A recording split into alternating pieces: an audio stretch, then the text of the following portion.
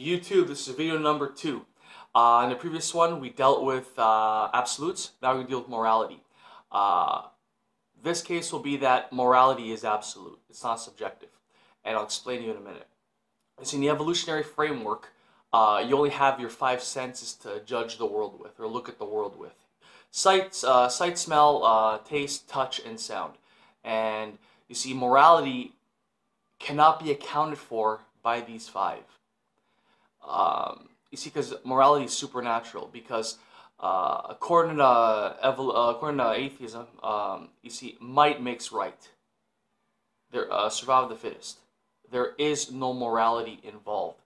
Even if you may try to make a case for subjective morality, you're still going outside the evolutionary framework. You're still going outside because morality is transcendent. It's supernatural, and I'll explain to you. You see, in order. For atheists, would ask me, well, why is there so much evil in this world? If God exists, why is there evil in this world? I said, my first question back to them is, why do you care?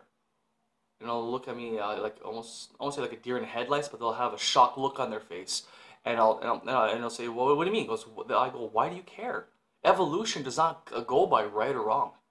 It doesn't even touch it, because right or wrong does not exist. It's survival of the fittest.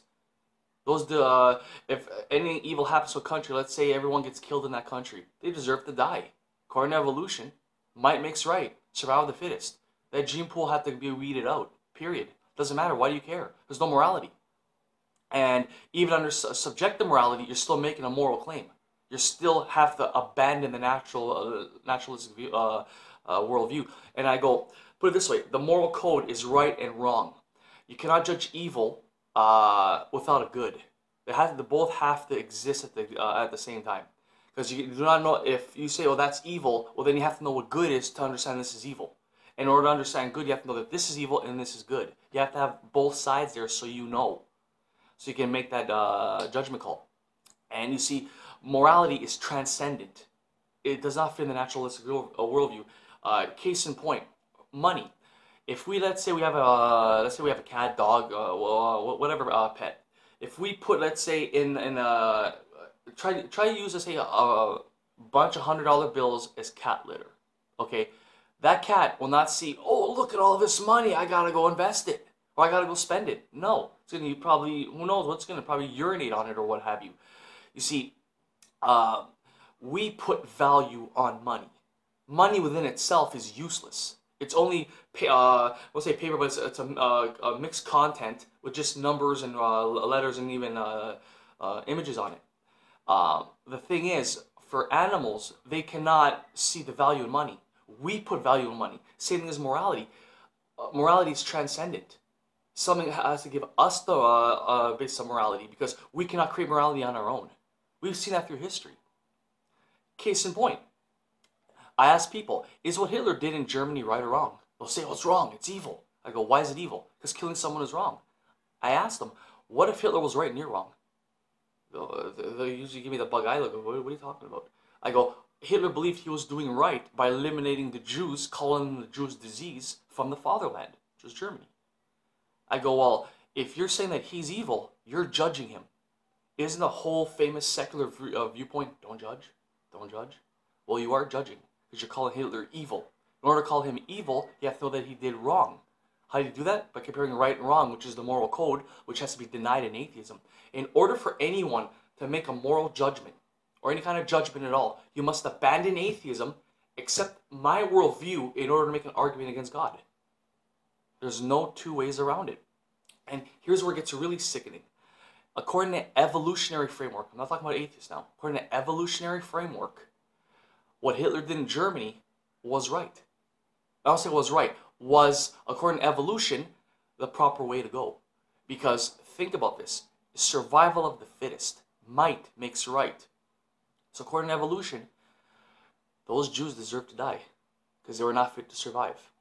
And no, I'm not an anti-Semite, because my Lord and Savior, Jesus Christ, was a Jew. John 4:22, go read in your KJV. First salvation is of the Jews. So, that's a huge anti-Semitic claim, but that's what atheism preaches, because in a nutshell, not that, because even if you try to say it to an atheist, oh, you know, what Hitler did was wrong, they have no basis on it, because there is no right or wrong. So what Hitler did, according to him, was okay, and we cannot say that, you know, Hitler was wrong. We cannot say that.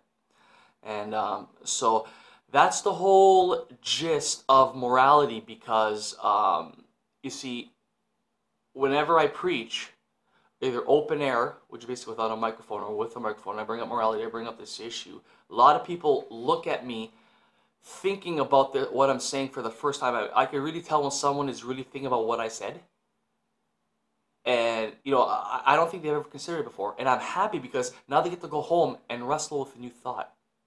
And I hope that, you know, it changes their worldview on what they were thinking previously.